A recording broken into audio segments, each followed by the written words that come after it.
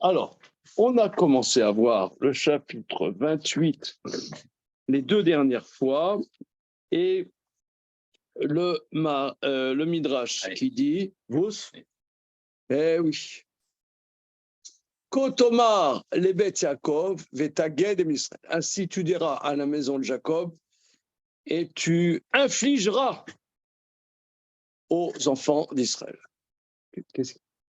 J'ai rien dit déjà. Quel est ton problème? Non, rien. C'est martial. Comment? Pourquoi infliger? Parce que c'est Rashi qui explique Devarim Kashim Kegidim. Il faut dire des choses qui font mal aux enfants d'Israël. Voilà, c'est comme ça. Qu'est-ce que tu veux que je fasse? Moi, j'ai pas de. On m'a dit de faire un cours sur ce sujet. Je fais un cours sur le sujet. Je peux le faire sur un autre sujet, mais si je te fais sur un sujet. Il est approprié. Pourquoi? Parce que Tagen, mais la Shon guide. Dvarim Kashim Kegidim, comme des nerfs. Alors voilà. Voilà, je traduis comme ça, c'est tout. Voilà, ça me paraît approprié, ni trop, ni pas assez. Voilà. Okay. Bien. Maintenant, ce étant, le Midrash dit, il y a deux explications. La maison de Jacob, en premier, c'est les femmes, et Rabbi Yochanan dit, c'est le Sanhédrin.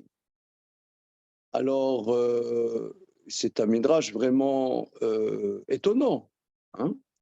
C'est étonnant que d'un côté, tu as les femmes qui sont trop matérialistes, hein, et d'un autre, et le même terme veut dire le Sanhédrin. Alors, le Sanhédrin, ça peut l'air d'être presque diamétralement opposé. Mais on a prouvé la semaine dernière que non, c'est pas opposé. Ça vient nous expliquer de manière précise et spécifique le don de la Torah. Le don de la Torah, c'est comment la Torah la parole d'Hachem va s'intégrer dans ce monde-ci. Et il y a deux garants. Il y a les femmes, et ben qu'elles aient leur place dans cette histoire. Qu'elles se sentent pas laissées pour compte. Parce que si elles n'ont pas leur place, et si elles sont laissées pour compte, laisse tomber la Torah. Laisse tomber. Voilà. Ça, c'est un. Et deuxièmement, le Sanhédrin, c'est les hommes qui vont élaborer la Torah, qui vont trancher la Torah, qui vont faire des barrières rabbiniques pour faire que cette Torah, on puisse la vivre dans la vie de tous les jours et en tant qu'être humain. Et s'il n'y a pas ces institutions rabbiniques, ces adaptations de la Torah dans la vie de tous les jours, ben, laisse tomber aussi la Torah. Voilà. Donc finalement, c'est très très cohérent et c'est très clair. C'est bon? C'est bon. On continue. Allez hop, on y va. On repart deux. On y va. Alors maintenant, on est à la page P et la Mechilta. Alors on prend les versets bibliques. Il est trop.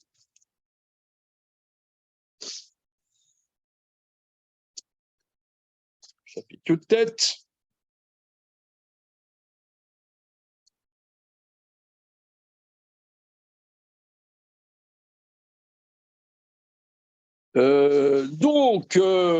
Nous sommes verset chapitre tête, verset Gimel.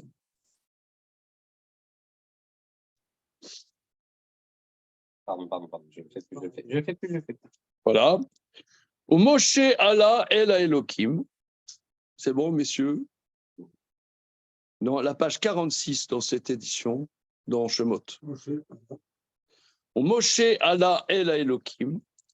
Vaikra Elav Hashem Minahar Lemor, Kotomar les Beth Yaakov et Taget l'Imne Israël.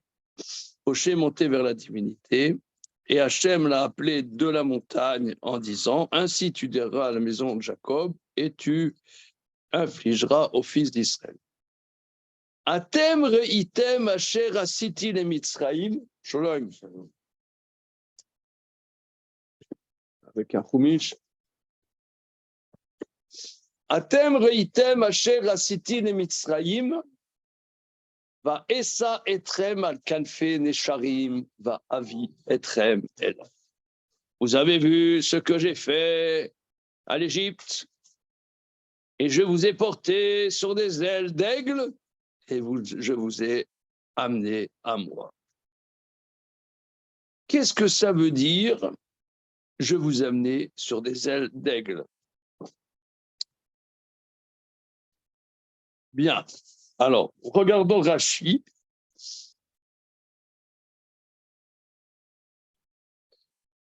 Atem reitem asher asiti le Mitzraïm. Vous avez vu ce que j'ai fait à l'Égypte. Oui, Rachi. Atem reitem lo masoret I beyetrem lo bedvarim ani meshager lachem lo bedim ani meid alechem ela atem reitem asher asiti le Mitzraïm. Al kama averot ayu chayavim li kodem shenizdavgu lachem velo nifrati mehem ela al yetrem. Donc regardez ce que j'ai fait à l'Égypte. Alors qu'est-ce que vous avez vu? Alors je traduis. Lo masoreti beyadrem, ce n'est pas une légende. Lo bedvarim ani meshager lachem, ce n'est pas avec du blabla que je vous encourage. C'est pas avec des témoins que je témoigne, mais vous avez vu, vous étiez présent. Ce que j'ai fait à l'Égypte.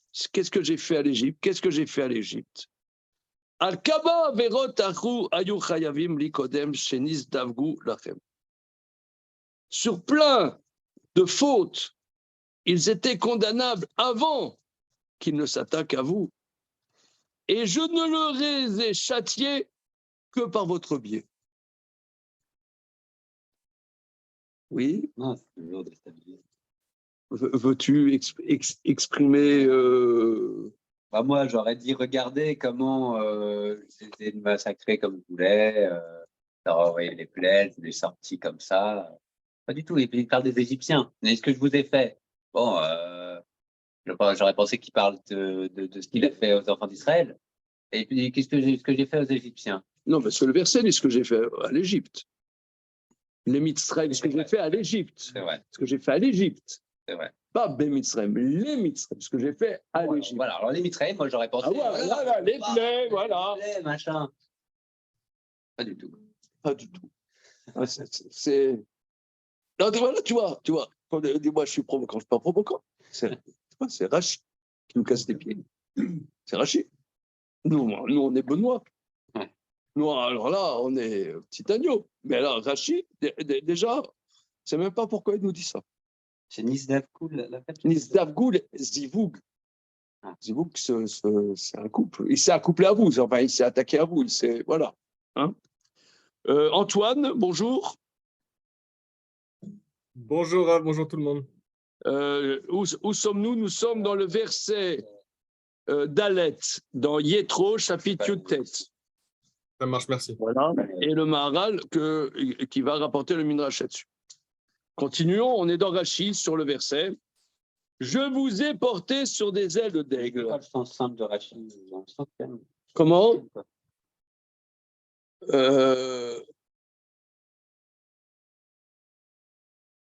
Non, ça veut dire les Égyptiens, comme on voit dans Parashat Acharemot, c'est une société extrêmement dépravée.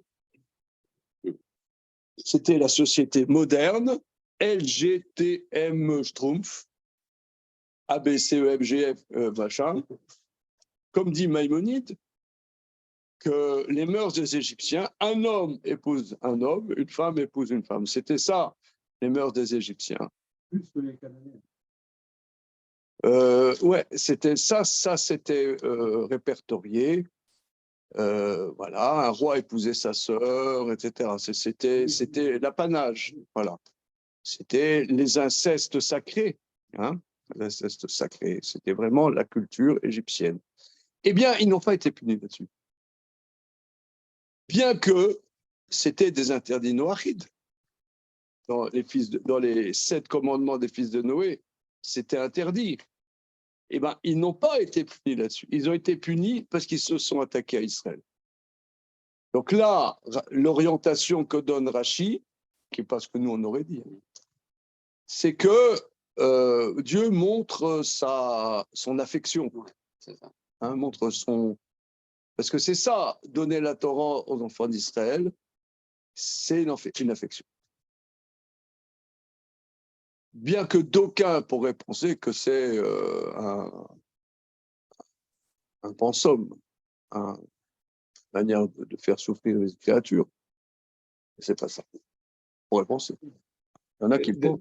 D'habitude, ou une fois, on n'avait pas vu que c'était le Maharal, je sais plus si c'était son petit chalet sur le Borot Hashem, mais on avait vu que Israël portait la dimension de Tchouva des nations qui, eux, ne l'avaient plus.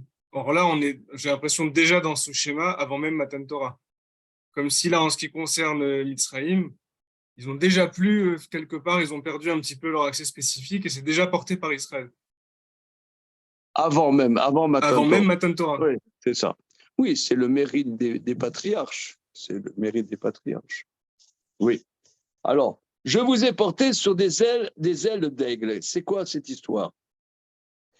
Zéayom, Shebaou Israël et Ramsès, Shayou Israël, Mefuzarim, Bechol Eretz Goshen, le Shakala, Keshebaou Lissa, Velatzed Nikapsu, Kulam, les Ramsès.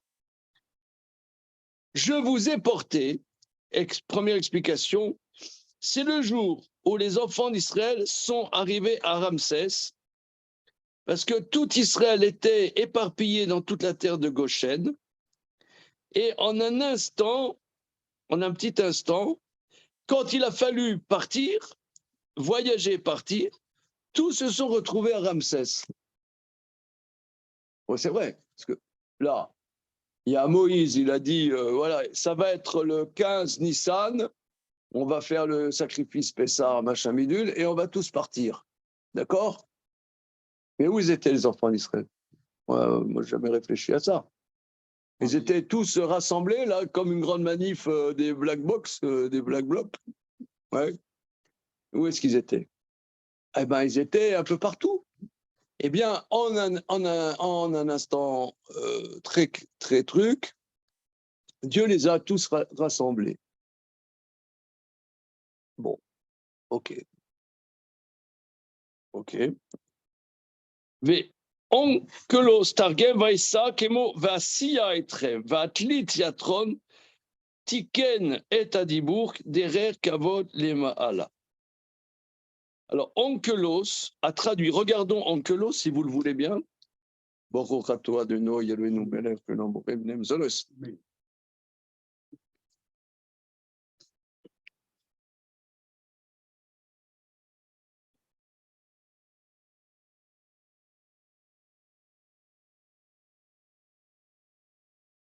Alors, Onkelos.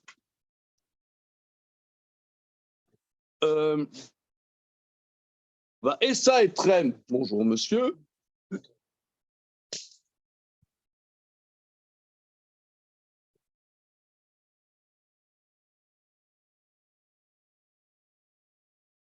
Je vous ai porté sur des ailes d'aigle. Alors, regardons verset Dalet, comment.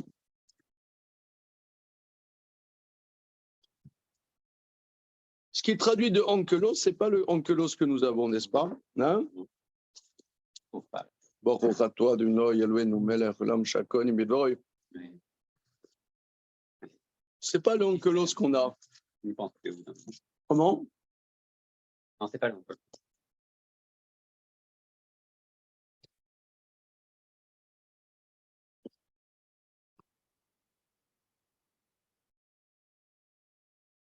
En tout cas, prenons le Onkelos comme la version de Rashi. L'Onkelos vaïsa kemo veasiya etrem. Ah, si. Vatalit yatron. Alors, prenons Onkelos, prenons Onkelos, sur VCN. Vatun chazitun Dit Avadit le Mitzraïm, Onotalit Yatron, Kedeal Gadfe Nishrin, et Karvit Yatron les Palchani. Vous avez vu, dit Avadit le Mitzraïm, ce que j'ai fait à l'Égypte, Onotalit, je vous ai pris. Pas je vous ai porté, je vous ai pris. Alors Rachi explique, je vous ai pris, c'est-à-dire je vous ai déplacé, pas je vous ai porté. Alors Rachi dit quelque chose de très important. Natalit, je vous ai pris. Oui. Il dit, Tiken et Tadibour, il a arrangé la parole par égard au Très-Haut. Alors, vous, les lecteurs du Guide des Égarés, oh, vous qui connaissez par cœur le Guide des Égarés, n'est-ce pas? Hein, là, les territoires. Par cœur. Rambam relève que toujours, Onkelos évite l'anthropomorphisme. Voilà. Dès qu'il y a un anthropomorphisme, il l'arrange dans un autre terme, n'est-ce pas? Hein? À Sarcelles, ça arrive et le Guide des Égarés. Égard à son passé. Comment? Égard à son passé. Pourquoi eu égard?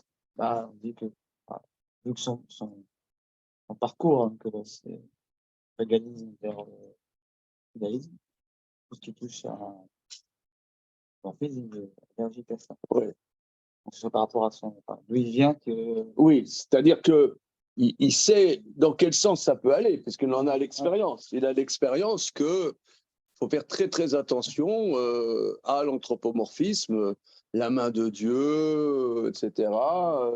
D'ailleurs, vous pouvez remarquer, regardez, ma vie est très belle, je vous ai amené vers moi. Regardez comment on traduit Onkelos. Mais Karavit Yatron, les Palchani, je vous ai amené vers mon service. Je vous ai amené vers mon service. Donc, vers moi, ce n'est pas une localisation, hein, parce que Dieu n'a pas de localisation, mais c'est mon service. Donc là, et d'ailleurs, Rambam applaudit. Il fait, regarde bien comment dire, la finesse d'Onkelos. Dès qu'il y a un anthropomorphisme, il arrange le langage pour qu'il n'y ait pas de cette ambiguïté. Alors, continuons Rashi. Al-Kanfe Nesharim, sur des ailes d'aigle. Kenesher Anose Gozalav Al-Kenafav. Shekol Shar Aofod Notnim et Benem Ben Raglehem. Le fils chez Mityarim Meof Acher, chez Porear Al-Gabehem.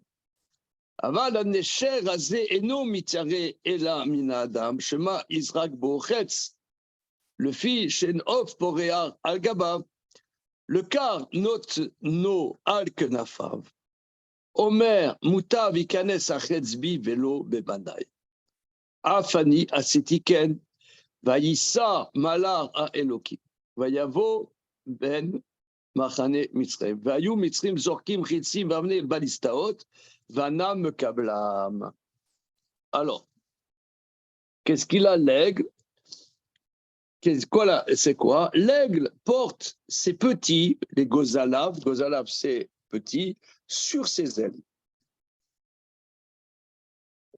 Chez Kol Shear Haofot, parce que tous les autres oiseaux mettent leurs petits, ils les tiennent par les pieds, par les pattes. Entre leurs pieds, non. Entre leurs pattes. Serres, ouais. Entre leurs serres, c'est ça, parce qu'ils ont peur d'un oiseau qui est au-dessus, qui vole au-dessus d'eux et qui les attaquerait.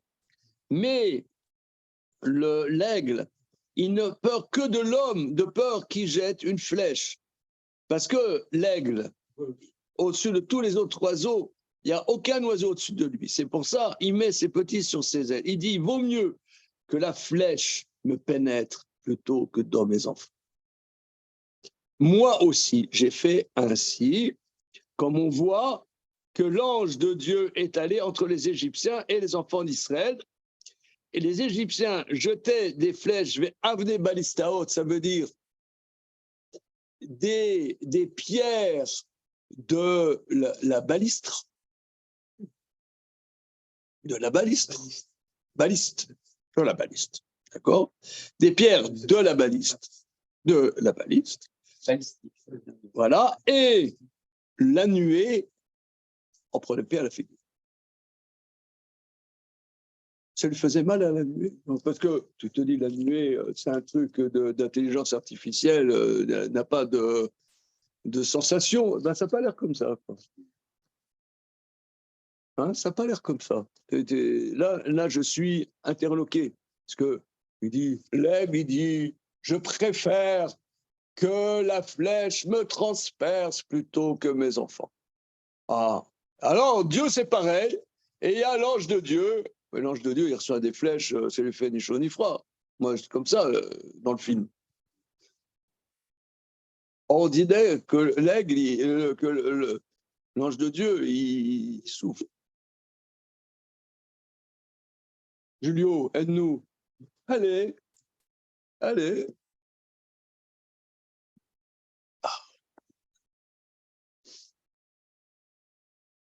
Vous me laissez dans mon désarroi.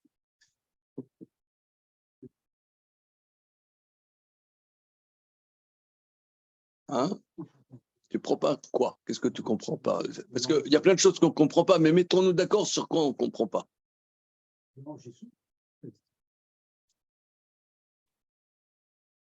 Le verset dit, je vous ai porté sur des ailes d'aigle. C'est quoi l'image? C'est que l'aigle prend ses petits au-dessus. D'accord? Pourquoi? Parce qu'il dit, il n'y a que l'homme qui peut m'atteindre par ses flèches. Il dit, je préfère que la flèche m'atteigne plutôt que mes petits. Eh bien, Dieu, c'est pareil. On voit l'ange de Dieu était entre les Égyptiens et les enfants d'Israël, et les Égyptiens lançaient des pierres de baliste, et l'ange de Dieu prenait ça dans sa tronche pour que les enfants d'Israël ne soient pas touchés. Mais l'ange de Dieu s'en fout. Oh, c'est une image.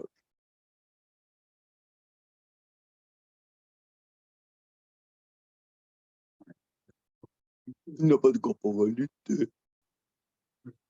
Ou de la souffrance. Ouais, donc, on est d'accord sur la question. Bon, quand on fait la Shira d'Yam Souf, on se fait engueuler quand même. C'est une souffrance qui est d'un autre ordre. Quand il y a la Shira, on fait Yam Souf, on se fait, on se fait réprimander. Donc, ça veut dire peut-être c'est une souffrance qui est d'un autre ordre, quoi. Pourquoi on se fait réprimander? Je n'ai pas compris. Parce qu'on chante la mort des Égyptiens. Et Hachem dit on chante pas la mort de mes créatures. Ça veut dire, là, la nuée, elle reçoit quand même, au-delà de la flèche qu'elle reçoit, et c'est ce qui se passe peut-être qui exprime quelque chose. C'est sûr que c'est pas une souffrance, j'imagine, sur une nuée, mais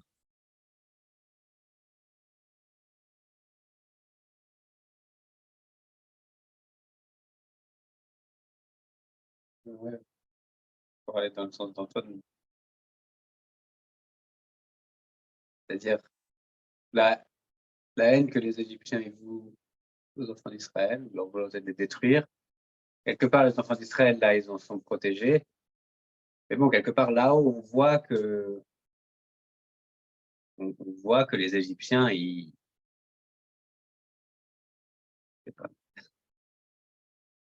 ont envie de détruire les enfants d'Israël. C'est triste. Ils veulent détruire les enfants d'Israël. Il y a peut-être là-haut, ça, des fois, on dit souvent, on voit souvent les anges qui sont interpellés par le comportement de l'homme.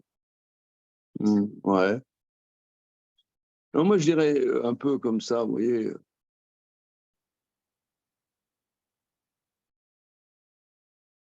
Je dis, je divague un peu, hein, mais peut-être ça peut aider.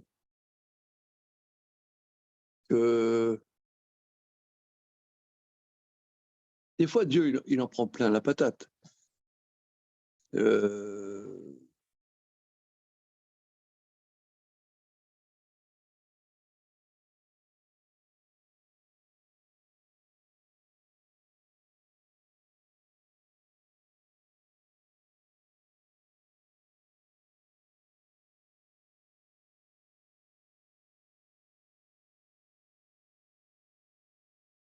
Oui, par exemple, je sais pas, moi, prenons par exemple le communisme, qui a été quand même pendant 70 ans, il a eu la dragée haute sur une partie très importante de l'humanité.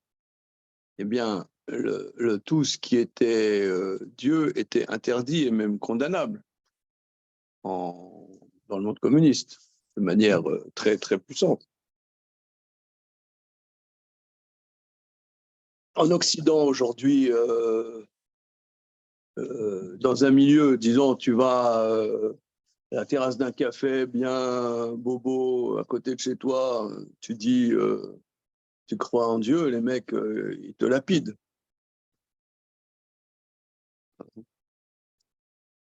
Euh, mais peut-être que quand Dieu il en prend plein la tronche, peut-être ça lui fait mal, quoi, je sais pas. Essayons de se mettre à sa place. T'arrives pas? Comment? D'accord, mais essayons, disons, euh, peut-être que quelque part ça protège les enfants d'Israël. La, la, la haine de Dieu, peut-être quelque part, je sais pas, j'essaie de voir. Peut-être ça protège. Peut-être ça protège les enfants d'Israël. Des fois, il dit. Voilà. Des fois, peut-être ça protège les enfants d'Israël. Je sais pas. J'essaie de. Qu'est-ce que ça veut dire qu'il s'attaque à Dieu et que ça protège les enfants d'Israël? Peut-être ça arrive, ça. Que, je sais pas. Moi, j'ai pas. Ils n'inventent pas de matérialité. Ils ne peuvent pas dire que Dieu s'en pas. Bah, disons. Ça. Il y a des gens qui attaquent. On voit euh,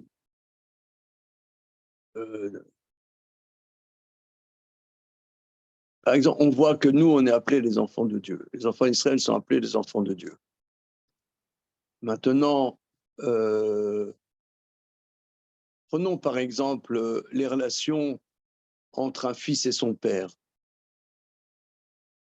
C'est toujours des relations très bizarres. C'est des relations bizarres, en général, majoritairement.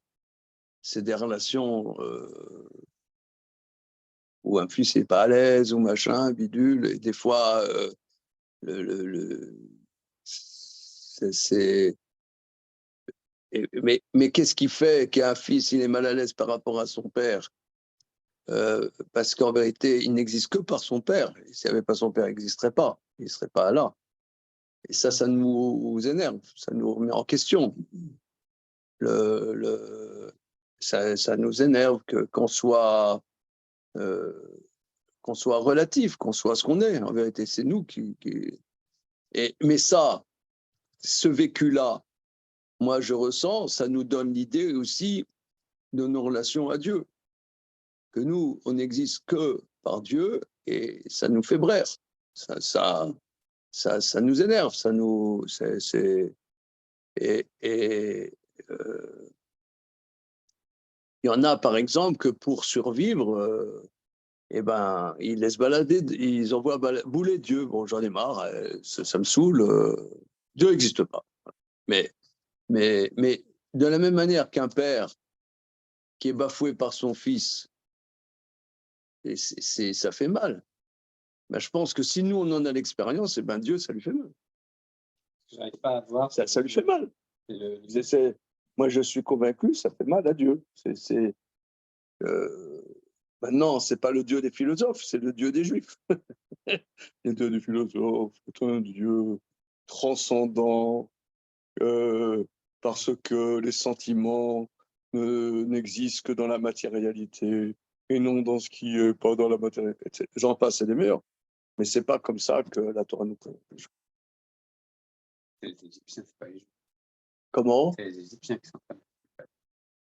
Oui, non, mais je prends un exemple. Les Égyptiens qui s'en prennent à ses enfants. Voilà, ils s'en prennent à ses enfants, mais parfois, les Égyptiens s'attaquent à Dieu, mais ça protège les enfants d'Israël. Je ne sais pas comment, tu vois. Je ne sais pas, mais moi, ça me donne cette idée. C'est pas tout à fait simple. C'est pas il s'attaque à Dieu, ça protège les enfants d'Israël. C'est il s'attaque aux enfants d'Israël et Dieu s'interpose. Prend les coups à la place. Oui, mais cette image Oui. où on peut avoir l'expérience de cette image, tu vois, c'est ça. Ah, Je peux donner un exemple Oui, de ma relation avec mon père, par exemple. Oui. Parfois, des gens qui m'ont fait mal. comment? Il y a des gens qui me donnent le coup, voilà. Et je suis mal, je suis pas à l'aise. Je pleure, et je suis pas bien, etc. Et je vais parler avec mon père. Mon père, il sait rien de la situation. Mais ça fait mal, lui. Et par contre, ça me laisse bien. Il n'y a pas ces points là. Je suis pas tout seul. Ah oui, Je suis pas tout seul. Voilà, ça me laisse à l'aise. ouais, Mais ça te soulage, Oui, voilà. Mais lui, ça lui fait mal. ça lui fait mal. Ça lui fait mal. Ah, Ça n'a d'accord. rien à voir avec la situation. Ça lui fait mal. on s'en prenne à son enfant. Oui, voilà. Voilà, c'est bon. Et que lui il participe, il participe de cette souffrance, ça soulage. Exactement. Bon, il y a un truc comme ça, hein? Ouais. Ok? On va essayer de continuer. Oui, monsieur. Ces enfants sont ratés par les autres. Et je pense bien, pas de matériel. On va parler de souffrance, on parle de la souffrance humaine. Et ça, c'est difficile.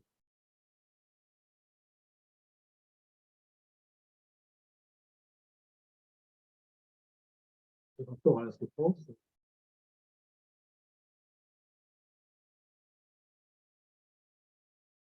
Dieu, dans son infini, il peut souffrir autant. Je pense qu'il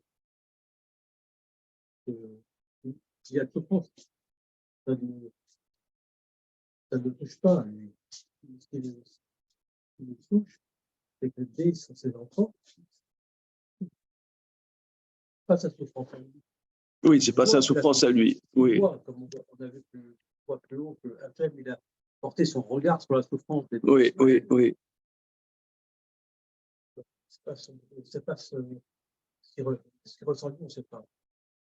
Ce qu'on perçoit, c'est qu'il porte son regard sur la souffrance des autres, d'Israël. Et uniquement. D'accord. Donc, les autres, c'est pas envoyer des cartes. Non, j'ai eu ça. Oui, mais on dirait que l'aigle qui reçoit une flèche et qui le transperce, ça lui fait bobo. Et l'ange qui reçoit des flèches, pour nous, mais je ne sais pas, c'est vraiment, je ne sais pas. Ou qu'est-ce qu'il y a l'image? Oui, mais il faut quand même donner une force à l'image et pas la désincarner, c'est ça, tu vois.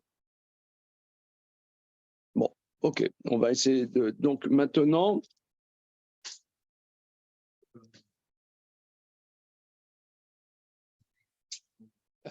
Shalom. Shalom, shalom. Alors, maintenant, le Maharal, on va faire le Maharal. P.E. P. Mechilta. La Mechilta. Comme tu veux, je ne sais pas, on va voir. Mechilta. Atem reitem et asher asiti le Mitzrayim vaïsa etrem al kanfe mesha. Page même P.E. P.E. Vous avez vu ce que j'ai fait à l'Égypte, je vous ai porté sur des ailes d'aigle, je vous ai amené à moi. Rabbi Eliezer Omer, Zeyom, Shenit Kaptsu, Baoul et Ramsès, les Shakala, Vavi Etrem, Elai, les Arsina. Rabbi Eliezer dit, vous avez vu ce que j'ai fait à l'Égypte, je vous ai porté sur des ailes d'aigle, je vous ai porté. C'est le jour où tous ils ont été rassemblés et sont venus à Ramsès en un temps record. Je vous ai amené à moi au mont Sinaï. Rabbi Akiva, Omer, Rabbi Akiva dit, Ze Matan Torah. Le fils Shayu Israël Nichtayim Lachurehem Yud Betzmil Ve Avi Etrem Elai Zebet Abechira. Alors Rabbi Akiva lui dit, vous avez vu ce que j'ai fait à l'Égypte, je vous ai amené sur des ailes d'aigle, je vous ai amené, Rabbi Akiva dit, c'est le jour du don de la Torah, ils avaient peur en arrière 12 000.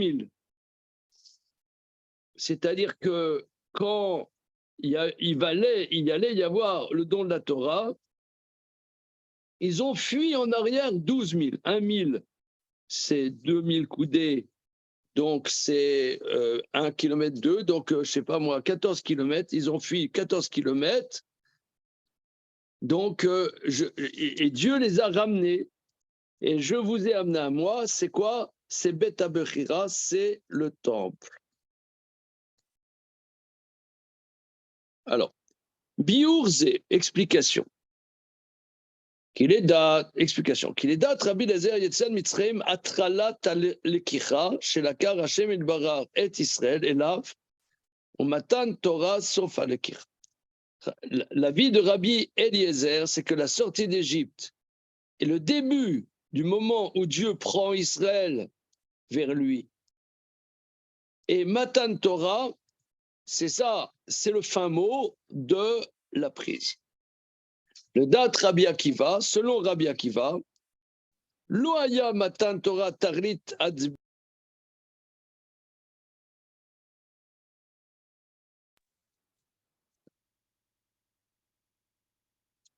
D'après Rabbi Akiva, Matan Torah n'était pas le fin mot de l'attachement entre Israël et Dieu, c'est seulement la construction du temple qui est le fin mot. Le Fikar Savar y pense, le début en vérité c'est le don de la Torah, c'est pas la sortie d'Égypte. Et le fin mot de la prise des enfants d'Israël, c'est la construction du temple. Bon, il ne développe pas plus. Hein? Il ne développe pas plus. Comment?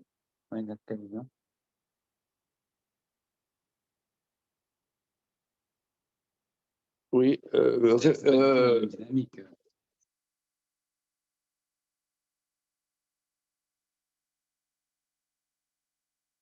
C'est surtout sur Madame Torah qu'il y a une discussion. Est-ce que c'est un point de départ ou un point d'arrivée? Ouais. Non, La Torah, c'est pas seulement ça. C'est un point de départ, la Torah, c'est. Dire que la Torah, c'est un point de départ, c'est pas un point d'arrivée, ça. Non, mais c'est un.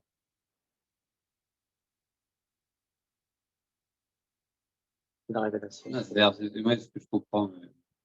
Est-ce que l'aboutissement, c'est que l'homme, il a la possibilité de vivre la Torah, ou est-ce que l'aboutissement, c'est que l'homme, il est vraiment concrétisé la Torah?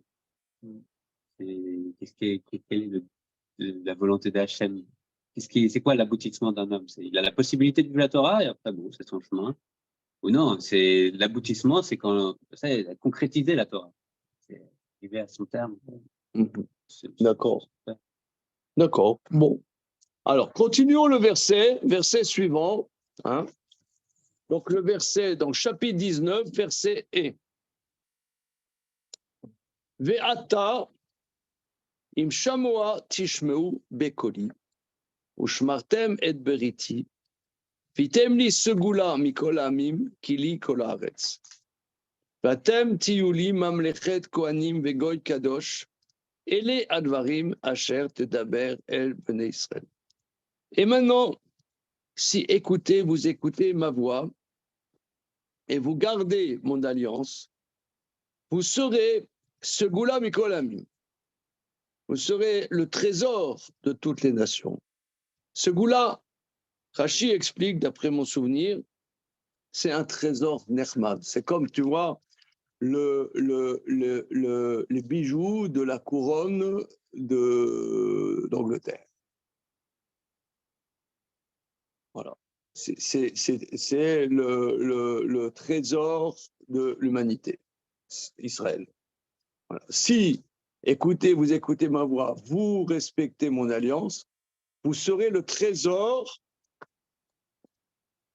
de toute la nation, qui lit Kolaretz, car pour moi toute la terre. Bon, alors qu'est-ce que ça vient faire pour moi toute la terre?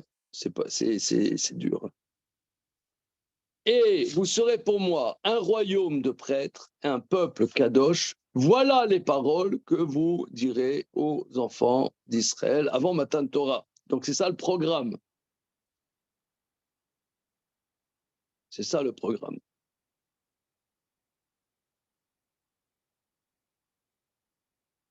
Entre parenthèses, je vais dire une banalité, hein, mais je la dis quand même. On peut voir néanmoins que c'est quelque chose de perceptible. C'est que on voit, là on est 3300 ans après le don de la Torah, et on peut se rendre compte de manière très simple, hein, que, pas du tout religieux, hein, mais que les innovations majeures de l'humanité, c'est que des juifs. C'est quand même, c'est à tomber par terre. Sans, comment dire, oui, oui, dans le bon comme dans le mauvais, mais disons, là actuellement, tout le monde se gargarise de l'intelligence artificielle. Ouais. C'est du début, de milieu à la fin, c'est pratiquement que des juifs. Je ne sais pas si c'est bien ou pas bien, mais disons, c'est quand même de l'innovation majeure. C'est des chamboulements de toute la société. Et là, il y a 2 ans, 3 ans, il y avait le Covid, le vaccin, la Pfizer, machin bidule, c'était aussi que des feuilles. C'est spécial. Je ne dis pas que c'est bien ou pas bien, j'en sais rien, mais disons, c'est spécial. C'est spécial. Ça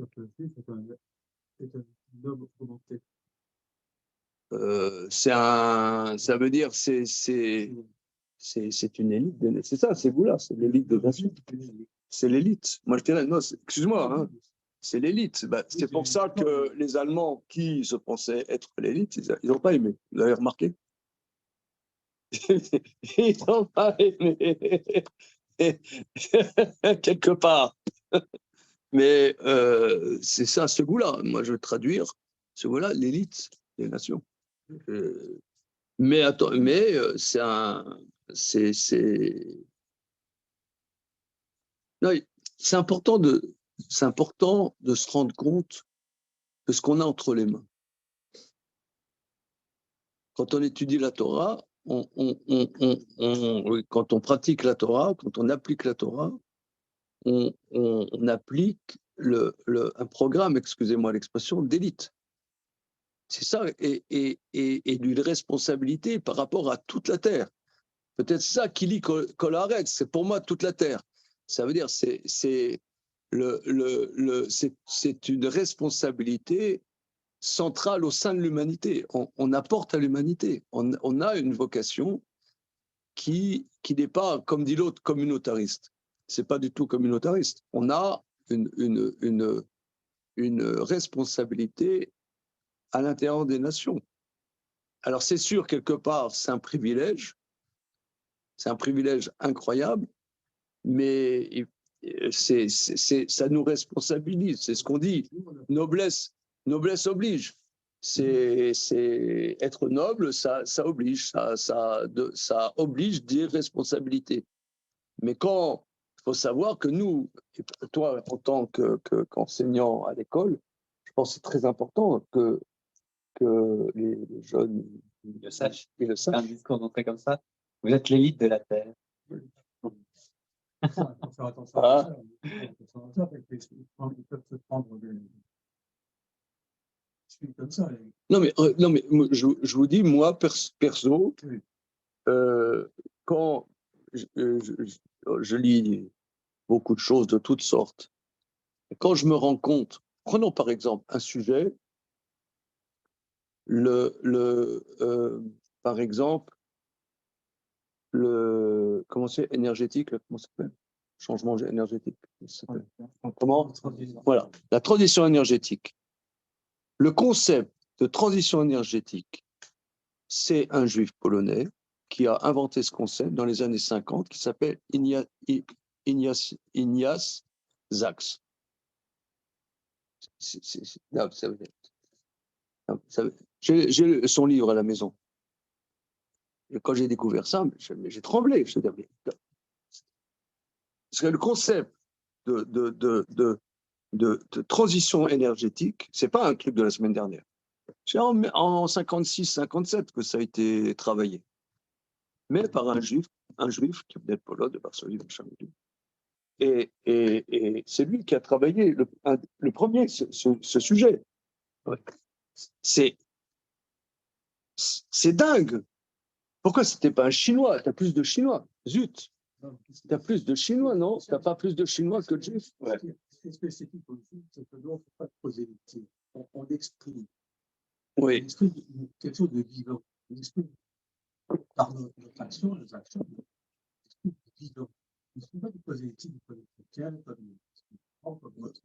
Donc, ils pensent qu'à faire du prosélytisme, mais ils ne vivent pas. Ils n'expriment pas.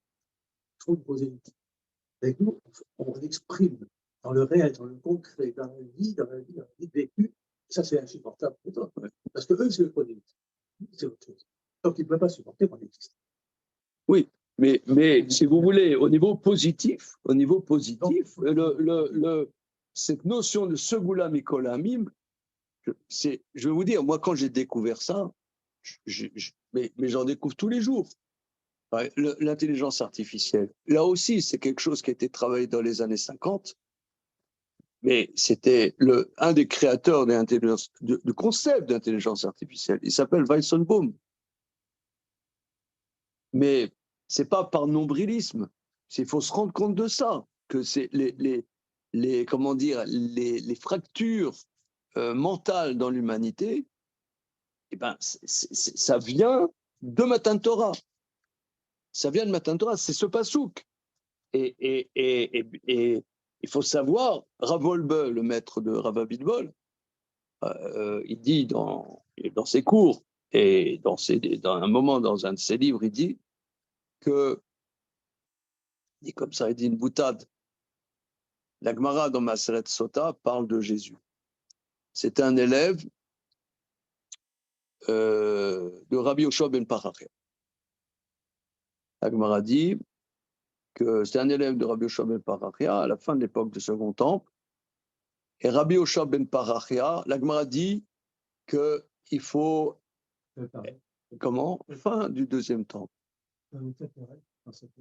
Ah, quel Pérec, le dernier Pérec, si je ne m'abuse, je te le dirai Blinéder. Même Chet, un truc comme ça, même Chet. Alors, l'Agmara dit qu'il ne faut pas être, parfois par rapport à un élève, on peut être un peu sec, mais pas trop. Il faut trouver une juste limite. Ce qu'on appelle small docha, veut dire mille mekerevet. Il faut prendre une distance, mais aussi exprimer une affection. Parce que Rabbi Yoshua ben Parachia, il a eu un élève qui s'est mal conduit et il l'a mis à la porte. Et c'est lui. Et après, il est revenu demander pardon, cet élève, et Rabbi Yoshua ben Parachia ne l'a pas reçu. Et ça donnait ce que ça donnait. Rav Wolbe, il disait, voilà, il y a le plus mauvais élève, le cancre, de l'Yeshiva de Rabbi Yoshua ben Parachia, qui a été foutu à la porte. Et ben, le cancre, il est devenu Dieu. Imagine les bons. Imagine les bons. Non, ça, c'était le cancre qui a été foutu à la porte. Donc imagine ceux qui étaient restés, les bons. Le peu qu'il a réussi à saisir et à vendre, ils en ont fait un dieu. Or, c'était le mec qui a été foutu à la porte. Donc imagine ceux qui n'ont pas été foutus à la porte. Mais ça fait trembler quand on réalise ça. Mais je pense vraiment, disons, vraiment, avec Yeshuv Hadad, je pense que c'est important. Parce que oui, bon, on va faire du chumash, machin, on fait de la Mishnah, mais c'est la... c'est l'avant-garde du savoir de l'humanité. Vous ne pensez pas il y a un danger à ce discours, on est les meilleurs quand même? Bon, d'abord, dans tout, il y a Non, ça veut dire, c'est pas que. est-ce qu'on n'est pas les meilleurs, justement, quand on n'a pas conscience qu'on l'est? Ça veut dire que pas un parasitage de cette haute conscience de soi qui fait qu'on n'est jamais finalement vraiment celui qu'on est. Quand on est à fond, on est à fond, mais quand on commence à être conscient qu'on est le meilleur, finalement, il y a une autre posture qui prend le relais et qui fait qu'on ne peut pas être le meilleur. Donc, c'est délicat, il faut le savoir sans le savoir. Non, mais comment tu fais ça? Si on commence à être les meilleurs, on se lave. Oui, il faut le savoir sans le savoir. Mais comment quand même tu fais percevoir qu'il y a un destin à part? Oui, un destin à part. Il y a une histoire, il y a Non, une vocation à part. Non, mais ça veut dire une vocation. Oui, le peuple élu, si tu veux. Non, mais regarde, L'élu, regarde, c'est nous, une regarde, réalité, en fait. regarde, Michael. Et quand tu Nous, la partages sans tomber dans l'autre. non, mais regarde, Michael, nous, on est ici dans le 19e, on est à Henri Murger. Bon, c'est magnifique, j'adore. Mais il y a un côté ronronnant, je veux dire. Il y a un côté, voilà, on va faire la Ascara de Mémé Ginette, voilà. C'est.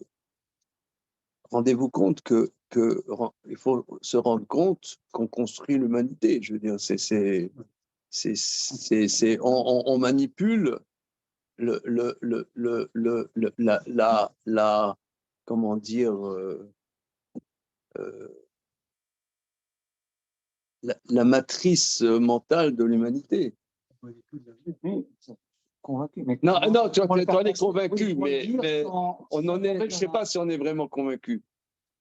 On n'est pas convaincu. On ne réalise pas. À un moment, ça devient du folklore. C'est comment? Parce que pour nous, on a besoin de rendre culturel les choses. Donc ça rentre dans le ronronnement tous les jours. Bon, mais c'est bien, c'est ce qu'on aime, c'est grâce à ce culturel qu'on est là. C'est-à-dire, c'est ça. C'est pour ça que les premières, c'est les femmes, parce que les femmes, c'est elles qui vont faire que il y aura le couscous tous les vendredis soirs. Et tu demandes aux enfants, quand les enfants ils ont 6 ans, 7 ans, c'est quoi Shabbat? Ben, c'est le couscous. Non, Voilà, mais nous, on n'a pas du couscous, mais moi, je me souviens quand mes enfants ils étaient petits. C'était quoi le Shabbat? Ben, vendredi soir, c'est le poulet avec le riz et la sauce. Voilà. C'est ça le Shabbat. Et c'est bien. Je veux dire, heureusement qu'il y a ça. j'ai l'impression que ce que vous dites aussi, c'est que la contrepartie de ça, c'est que Dieu, il nous maltraite. Il faut aussi être prêt à les maltraiter, les enfants, ça veut dire aussi. Si c'est les meilleurs, ça veut dire il faut avoir une exigence avec eux, comme si c'est les meilleurs aussi. Donc il faut aussi assumer ça. Que c'est-à-dire, si on forme l'élite, il faut avoir une exigence d'élite. Et c'est pas toujours rigolo, quoi, Voilà. d'avoir une exigence. Voilà, c'est ça, là. ça responsabilise. Le niveau de responsabilité, c'est complètement différent. Mais ça récompense l'enfant, mais ça responsabilise aussi c'est-à-dire l'enseignant. Ça veut dire, il doit, ça veut dire, non, c'est une Mais rigueur, si tu quoi. veux, prenons par exemple, nous, la base de notre savoir, c'est la Gemara. La Gemara, comme chacun d'entre nous, on sait que c'est une science très, très difficile. Donc, avant de commencer à kiffer dans la Gemara et voir vraiment les enjeux de la Gemara, tu peux passer ta vie et passer à côté. Donc, c'est pas. Mais d'un autre côté, il faut savoir que quand tu touches en Gemara, eh bien, tu es en train de donner un impulse à la connaissance à l'intérieur de l'humanité. C'est important de le savoir. Les répercussions. Non, mais c'est comment dire ça en classe sans vendre sa crèmerie, quoi. Il faut être convaincu. C'est vrai que c'est pas évident, en fait. On peut le dire sans le penser. J'entends très bien qu'on peut être convaincu. Si Mais... tu veux, moi, regarde, disons, je regarde beaucoup de choses sur Wikipédia, machin. Moi, j'aime bien, c'est comme ça. Vous me connaissez. Je sais pas si c'est bien, c'est pas bien, je sais rien. Bon, chacun son truc. Je sais pas si c'est bien. Mais c'est comme ça fait partie de ma vie. C'est comme ça. Je lis beaucoup de livres, machin. Mais, par exemple, je sais pas, le pape de la contre-culture des années 60. Vraiment, le, oh, le Bouddha de la contre-culture, c'était Ivan Illich. Ouais. Comment? Société sans école, Némésis médicale, voilà, de la convivialité, machin. Déjà, lui, en 50, pareil, il parlait de l'écologie, machin. C'est vraiment. Moi, je ne savais pas qu'il était juif. Il y a 10 ans que j'ai appris qu'il était juif. Sa mère était juive, son père non juif. Mais je ne savais pas. Et franchement, moi, quand j'étais adolescent, je disais du Ivan Illich, c'était. Moi, c'était la découverte totale de choses, quoi.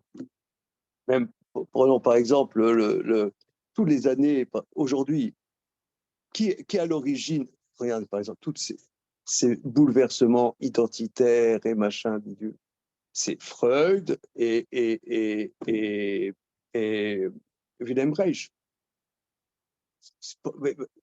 Tous ces bouleversements, aujourd'hui, on peut dire, moi, je veux dire, moi, qu'est-ce que j'ai pensé un petit peu?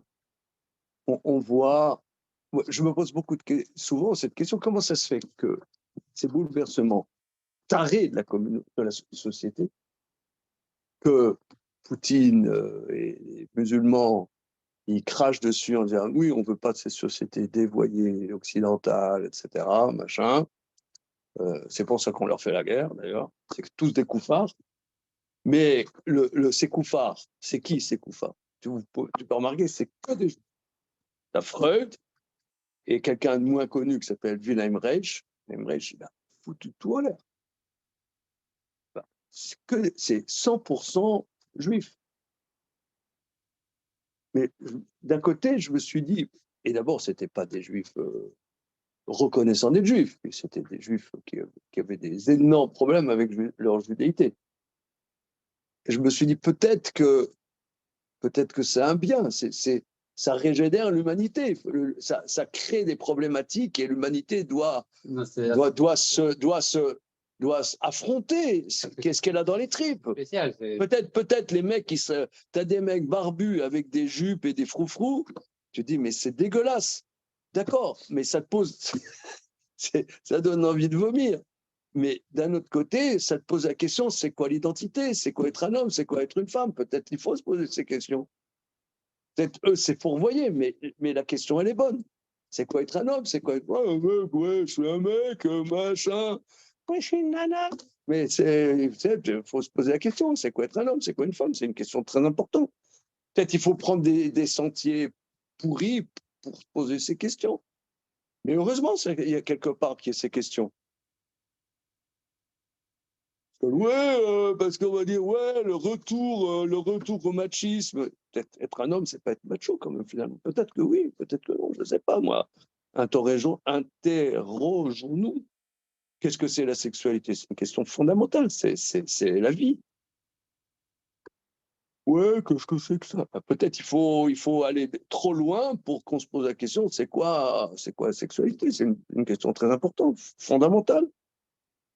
Et que c'est ça la vocation des Juifs de secouer l'humanité, d'apporter quelque chose. C'est pas forcément négatif. Voilà. Non, si tu veux, moi je me suis dit, c'est pas forcément négatif. C'est quand même un mouvement. Non, c'est d'ailleurs. je peux se permettre. Non, c'est pas, on sent parce que quand même, pendant longtemps, il y avait. C'est un mouvement quand même qui date, c'est la Révolution française. Il y a une porte qui s'est ouverte pour les Juifs, et on a ouvert la porte aux Juifs, et grosso modo, tous les problèmes qu'on a aujourd'hui datent de cette période-là. Et donc, on a ouvert la porte aux Juifs, et ils ont tout foutu en l'air. Enfin, ils ont tout foutu en l'air. Non, attends, mais Jésus, c'était. Jésus, c'était. Excuse-moi, c'était avant la Révolution française. Mais c'est quand même entre lui et la Révolution française, il y a eu comme une espèce de gap où il y avait quand même un cloisonnement un peu. Peut-être c'est faux, mais Spinoza, c'est pas. Ouais, Spinoza, il a fait bouger beaucoup de lignes. Hein. Mais bon, mais, C'est lui qui était le père de la religion laïque. Oui, la laïcité. ouais, c'est sûr. La laïcité, c'est Spinoza. Ouais. C'est sûr, c'est sûr. Et Montaigne était juif. Non, mais sans blague. Hein. Ah ouais, c'est vrai. Montaigne. Montaigne, c'est quand même. Comment? Ah, j'adore Montaigne. Non, c'est Ouais, il paraît que c'est. Moi, j'ai jamais lu du Montaigne, mais il paraît que c'est très, très, très, très bien. non, c'est très sympathique. C'est un homme, quoi. Il n'est pas comme ça, rigide, là. Mais c'est un ovni, je crois. Ah, c'est un ovni. C'est un ovni. Complet, complet. J'ai une amie qui a écrit un livre. Et que... Il adore. Il fait que parler de l'âme. Ah ouais. Ah, non, je pose la question. Parce que je m'en fous, là. Mais très simple, quoi. Ah, c'est pas du tout un système.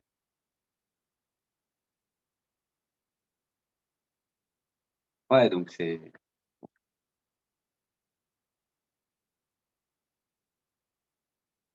À part ça, j'ai lu, il y a un livre ici, un livre extraordinaire, franchement. Extraordinaire.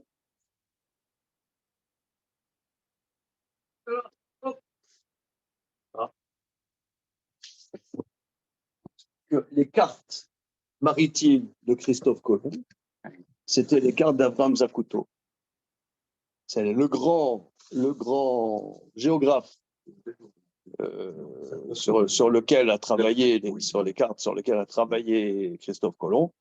C'était un grand maître de notre génération, qui était en Espagne, et qui habillait Abraham Zacuto. Bon, donc c'est pas que la Révolution française, hein. Bon. Mais c'est pas.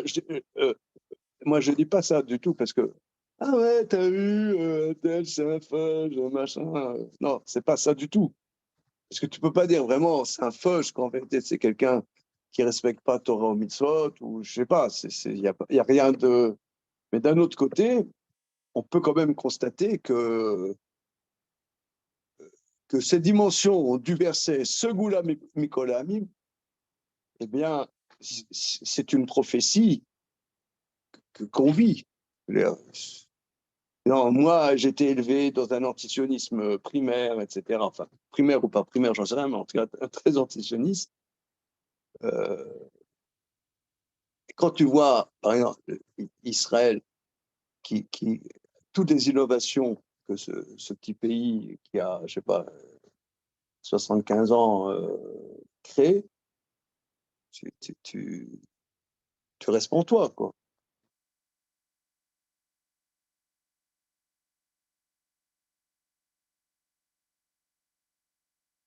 Bon, ok. Juste Raph, Comment? c'est intéressant quand même que ce passage qui soit dit avant Matan Torah pour le coup. Même s'il dit si vous gardez mon alliance, etc., ça implique quand même Torah Mitzvah. Très bien. Ah, Antoine, Cette alors parole voilà. est... Pour encourager mon ami directeur d'école à ma gauche, là, que ce que relève Antoine, ça c'est avant Matan Torah, eh bien dis-leur, tu dois le dire à tes élèves.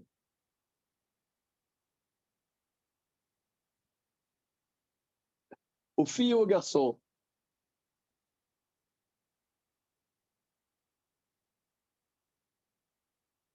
Non, t'es pas... Non. Ben, c'est ça. Ça c'est avant Matan Torah, tu dois leur dire ça. Il va y avoir Matan Torah, mais comme dit Philippe, tu dis, mais après, on rentre dans le couscous boulette, la boutargue. Dis-moi, il reste encore de la bourra dans le congélo. Voilà. Ok, c'est très important la bourra dans le congélo. Comment? Ouais, c'est hyper important. Que serions-nous sans la bourra dans le congélo? On ne serait rien. Mais d'un autre côté, il faut savoir que grâce à la bourra, on est l'élite de l'humanité. Il faut quand même le savoir. Mais pas le savoir d'un point de vue nombriliste, mais le savoir en tant que mission. Voilà. C'est une mission redoutable. Une mission redoutable. Et par exemple, il y a combien de juifs, je reprends ce que tu as dit, Damien, par exemple, combien de récits des gens qui ont été déportés pendant la guerre disent mais je ne sais pas pourquoi, mais je suis un bon Français ou je suis un bon Allemand. Comment ça se fait? Mais si tu sais que tu es quelque part le premier de la classe et c'est pour ça qu'on t'envoie au casse-pipe, ça change. Ça change. C'est Mais pas- si tu dis, ouais, je suis juif, bon, je suis d'origine israélienne, certes, mais à part ça, vous savez, ces vieilles coutumes moyenâgeuses ne me concernent pas du tout. Non, non, moi je suis dans un universalisme, des valeurs humanistes, etc. Je me sens pas du tout de destin commun avec ces juifs des synagogues. Non, pas du tout. Non, ça, n'est-ce pas, monsieur? Ça. Non, c'est pas un discours dangereux, quand même, c'est Gouda Nicolani. Ça vient avec la responsabilité. Avec toute la responsabilité. C'est difficile de dire, c'est Gouda Nicolani, le juif pas religieux, américain, tradif, tu vas dire, ok, non, moi, je suis l'élite.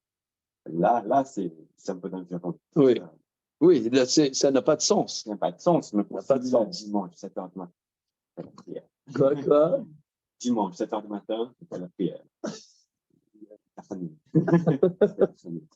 Non, mais Là, ça donne, là, voilà, beaucoup de responsabilité. Et quand ça vient avec responsabilité, ça devient. Comment? Non, en même temps, j'entends, et en même temps, c'est un peu triste d'être le trésor.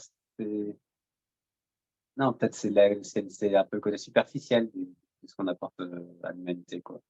Mais c'est le côté visible. Mais peut-être c'est quand même le côté superficiel. Oui, oui, c'est pas le but. Voilà, c'est pas le but. C'est pas le but, mais il pas- faut en avoir conscience. Ouais. C'est pas le but.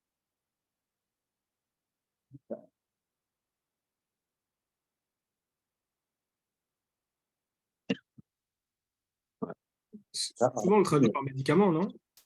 Comment? Pardon, souvent, ces goûts-là, on le traduit des fois, non? Par, je sais pas, médicament, non? Parce que ça a une La autre. propriété. La propriété d'un médicament. Donc là, ça s'entend aussi par rapport à ce qu'on a dit sur la responsabilité. Non, médicament, ça, ce n'est pas ce goût-là. Non, ce que toi dis, par exemple, ce goût-là, tu vas voir un kabbaliste et te fait une ce goût-là pour que tes enfants ils aient pas de strabisme. Ouais. Ça, je ne maîtrise pas, mais j'ai déjà vu pour que mes enfants ils aient pas de strabisme. Voilà. Oui, non, mais j'ai déjà lu le peuple médicament, quoi, dans certaines traductions. Comme s'il disait que la dimension de ces goûts-là, c'était une dimension de ce type-là. Ça veut dire, mon trésor, c'est quoi? C'est que tu équilibres en fait les choses, parce que tu es au centre de la vocation de l'humanité. Ton acte, il est essentiel dans ce sens-là. Non, moi, je prends l'explication de Rachi qui dit trésor. Voilà. Otsar Nechmad, un trésor secret comme ça. Si on va jusqu'au bout de Rachid n'a pas ce mot parce que quand c'est marqué Nicolas Aretz, il dit, il dit pas je vous aime parce qu'il n'y a que vous. La terre m'appartient finalement. Et donc, malgré ça, je vous ai choisi. J'ai MBNI, les clowns. Alors, une seconde, Rachi. Violent. Ne dis pas que. Alors, ce goût-là, hein, on fait le Rachi sur ce goût-là, Otsar Chaviv, un trésor chéri. Kemo, ce goût-là, me lachim. On voit dans Kohelet des trésors royaux. Kliyaka, Bavanim Tovot, Sham, Lachim, Gonzim Lotam. Donc, c'est le trésor de la reine d'Angleterre, vous voyez. Des très beaux objets, des pierres précieuses que les rois mettent dans leur leur coffre. Car atem tiunus segula mesharomet. Velotum atem levatrem sheli. Maintenant, ne dis pas que vous êtes seulement vous à moi, venli acherim imachem, et que il y a rien d'autre avec vous. Ma yeshliot shete chibatrem nikeret li, kili koleret. Em benai ou lefanai le klum. Malgré l'existence de Neumot Olam, Oui, comment j'ai du mal à traduire Rachi. ne dis pas Je vous apprécie parce qu'il y a personne d'autre pour pouvoir apprécier. Ah, Il ouais. y a autre chose à côté. Il faut- Ah, voilà, S'il n'y a voilà. rien, bah, S'il y a rien à rien. prendre. Malgré, non, qui Nicolas reste, il y a plein de choses et malgré ça, je dis que c'est vous. Ah. Le reste n'est rien pour moi. D'accord, d'accord. Qui dit qu'on l'arrête, ça veut dire il y a toute la terre, Et malgré ça, et malgré ça, vous êtes Voilà. mon Otsar Ravi. dire le reste Mais n'est pas significatif. Ok, Moi, je suis- voilà. Mais voilà. Ok. Bon, on s'arrête là-dessus. Je pense que c'est, disons, bon, je ne vais pas répéter, hein, c'est important d'avoir, mais c'est pas le but, hein, c'est pas le but, mais il y a, parce que on est tous, pour reprendre l'expression de Philippe, dans le culturel. Un moment, ça devient un way of life. C'est comme ça. Et ce qui est important d'ailleurs, c'est très important. C'est l'intégrer dans son vécu. Voilà. C'est la base, c'est le vécu. Et à un moment, on perd de vue. C'est pas le principal, mais c'est important de se rendre compte de ce goût-là. Voilà. Et il faut le faire passer d'une manière ou d'une autre dans l'enseignement, dans le... l'enseignement, avoir été élève, et que dans avec le recul et la hauteur que j'ai pu avoir.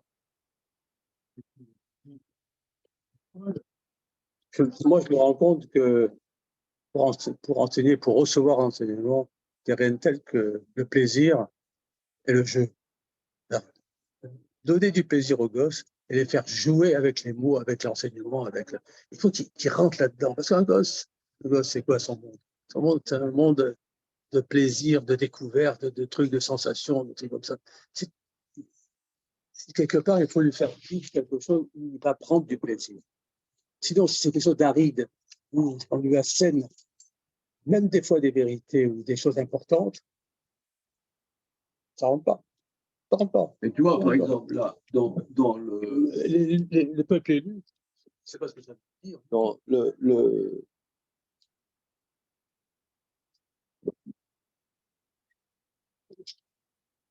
la confrontation aux non-juifs nous permet de valoriser, d'être fasciné par les non-juifs, mais aussi de valoriser notre patrimoine. Mais moi, je vais vous dire, moi, parce que, comme je l'ai dit tout à l'heure, je lis beaucoup de choses comme ça. Par exemple, je vous lis, quand j'ai découvert, il n'y a pas tellement longtemps, je sais pas, 2-3 ans, sur l'histoire comment dire, le truc énergétique, là, la transition énergétique, bon, tu vois, hein, Ignacy Sachs. Moi, j'ai acheté le livre, machin. Le premier qui a pensé qu'il fallait changer le mode énergétique et son expérience très, très intéressante. Hein. C'est pas comme ça un matin. Il a travaillé. C'était c'était un communiste,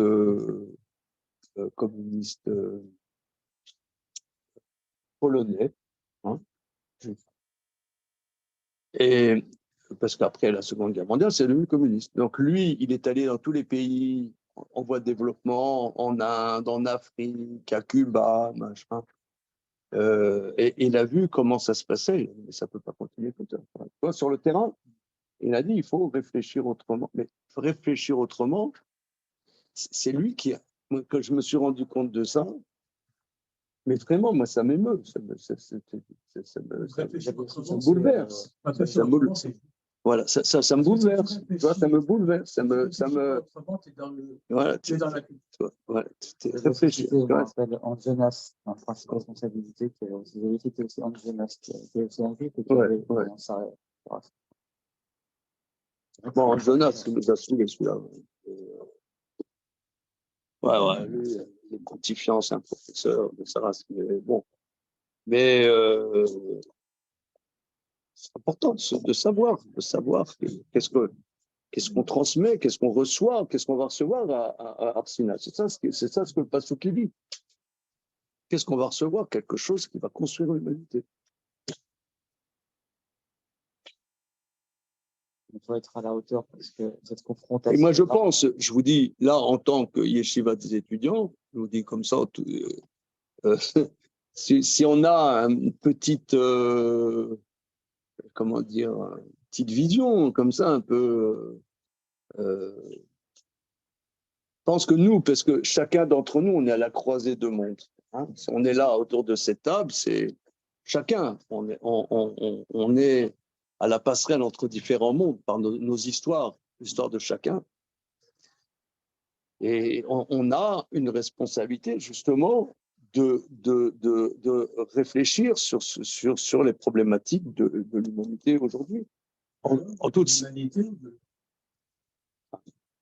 qu'on vit, par exemple, là, je vois, par exemple, je lis beaucoup actuellement sur l'intelligence artificielle. Je vous donne un exemple. Là, en France, le numéro 1 de celui qui réfléchit sur le sujet, il s'appelle Alexis Greenbaum. Alors, j'ai lu le livre qu'il a sorti là il y a un mois, franchement, il y a un mois, enfin au mois de mai. Le mec, et toutes les 2 pages, le Zohar dit que ça.